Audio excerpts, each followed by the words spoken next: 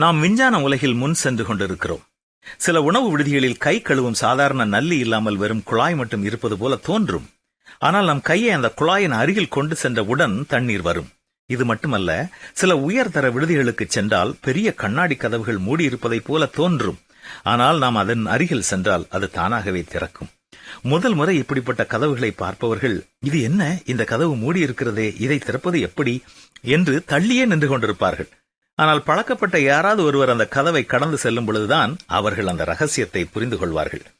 நாமும் நம்முடைய வாழ்க்கையிலே மூடியிருக்கும் சில கதவுகள் திறக்குமா இல்லை திறக்காதா என்று சற்று தூரமாகவே நின்று பார்த்து கொண்டு நேரத்தையும் காலத்தையும் வீணாக்கி கொண்டிருக்கிறோம்.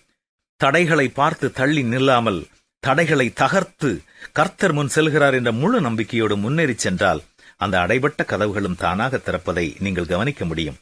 உங்களுக்கு எதிராக இருக்கும் எதிர்மறை காரியங்களை குறித்து, எதிர்மறையான நபர்களை குறித்து பயப்படாமல் கர்த்தர் என்னோடு இருக்கிறார் என்ற மன உறுதியோடு உங்கள் கால்களை முன்னெடுத்து வையுங்கள். நீங்கள் முன் செல்ல வேண்டிய காரியங்களில் முன்னேறி செல்ல முடியும்.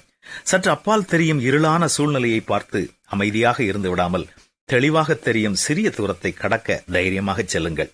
விசுவாசிக்கிறவனுக்கு எல்லாம் கூடும் என்று இயேசுவும் கூறியிருக்கிறார் அல்லவா? தைரியமாக முன் செல்வோமா?